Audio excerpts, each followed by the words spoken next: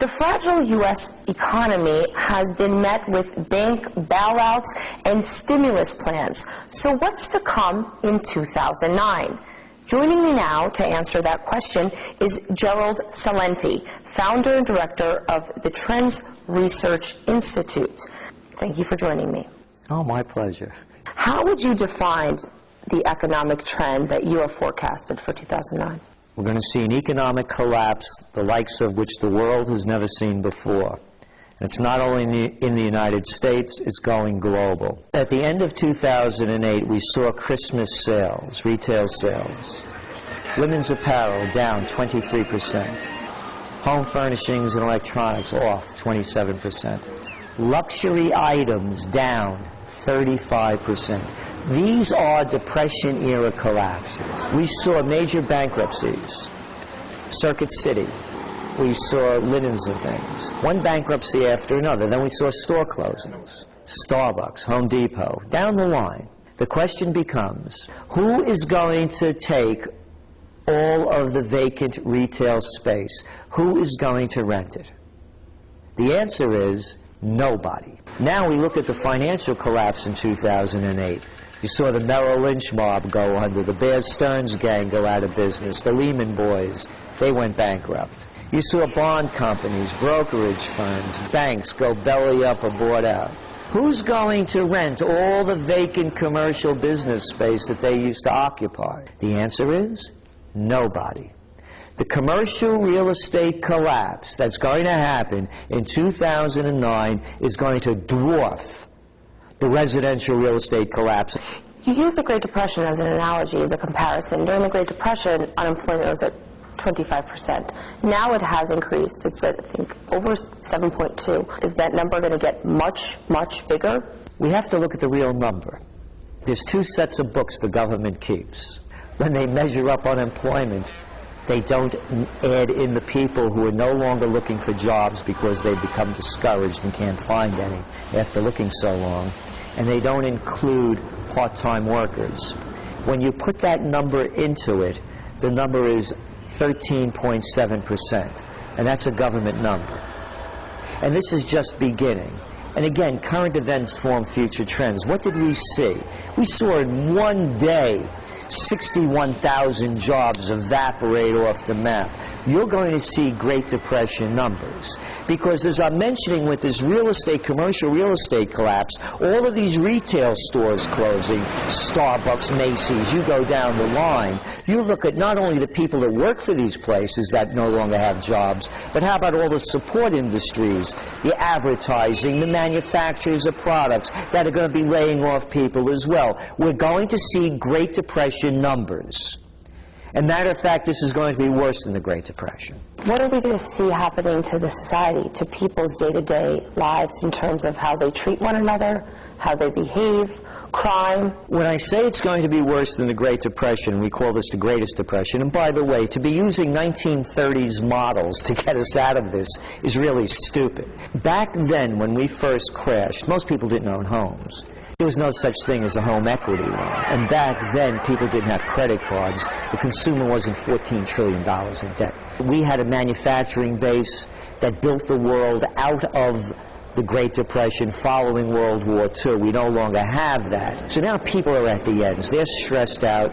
And look, the Americans are the most depressed nation in the world already. They take more antidepressant drugs than anybody, plus the other kind of drugs that they're taking. You're going to see crime levels in America that are going to rival that of a third world country.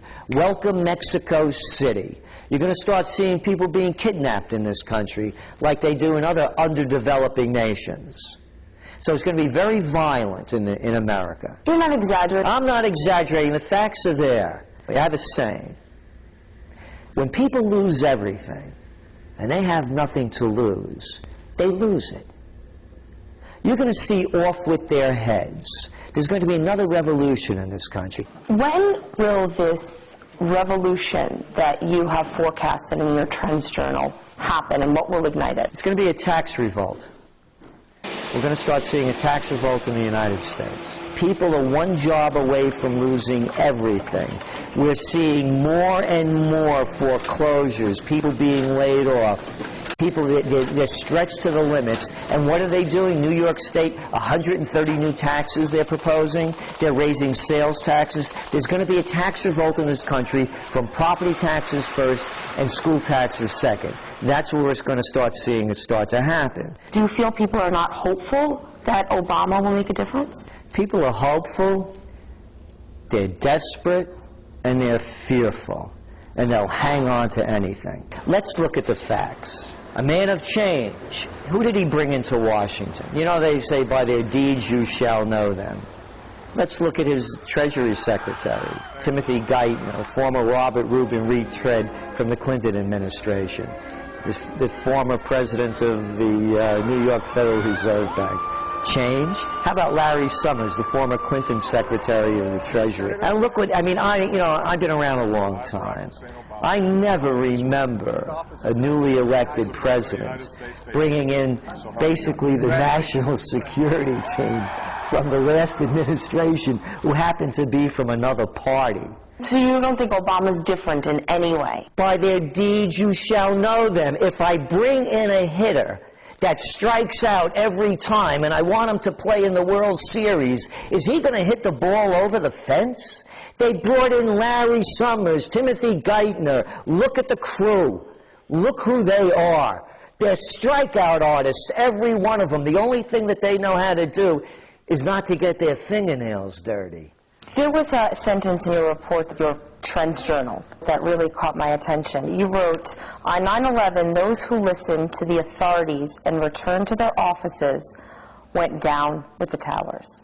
So, are you saying that Americans should not be listening to the officials that are saying these stimulus plans are going to make everything better? Is that the analogy there? Read my lips, no new taxes. I didn't have sex with that woman, Monica Lewinsky. I smoked, but I didn't inhale.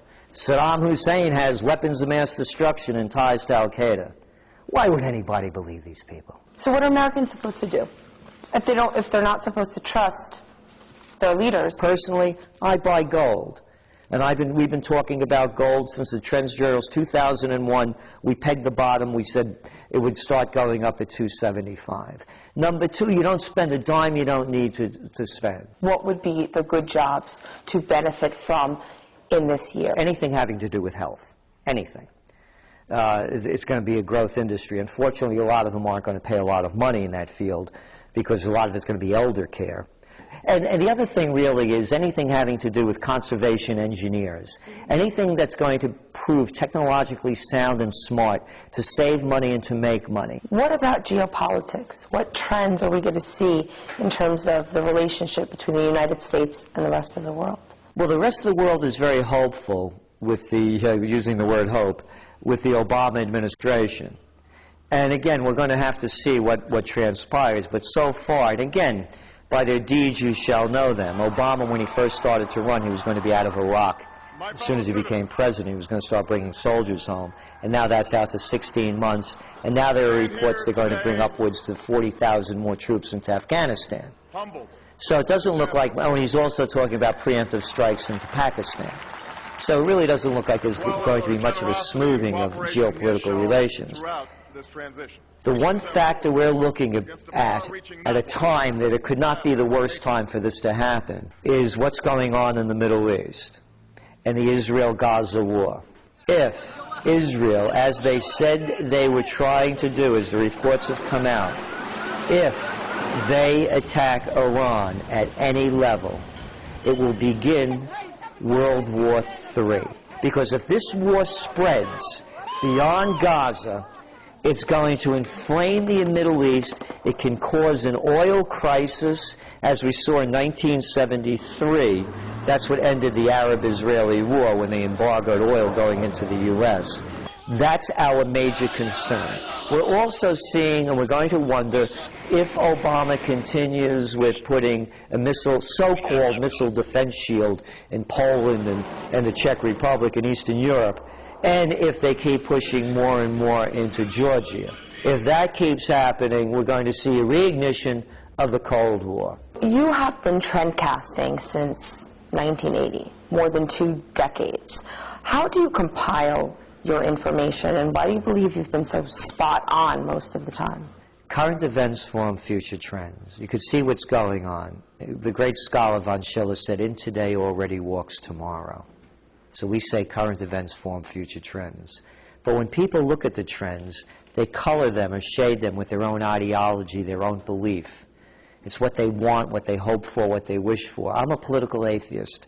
I look at things for the way they are, not the way I want them to be. I don't color them or try to change them because of an ideology. The other major factor that we do differently at the Trends Research Institute than anywhere else is we look at over 300 different categories on a global basis.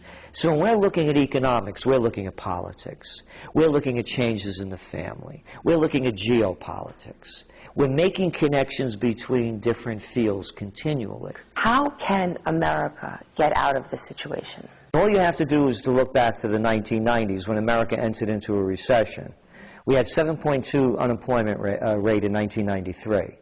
What got us out of the 90s recession was something called the Internet Revolution. It was a productive capacity.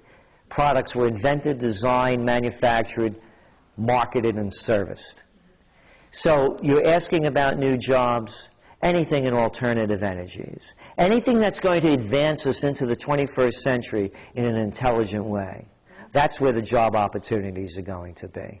Gerald Celente, founder of the Trends Research Institute, thank you very much for taking the time to speak with us. Oh, my pleasure.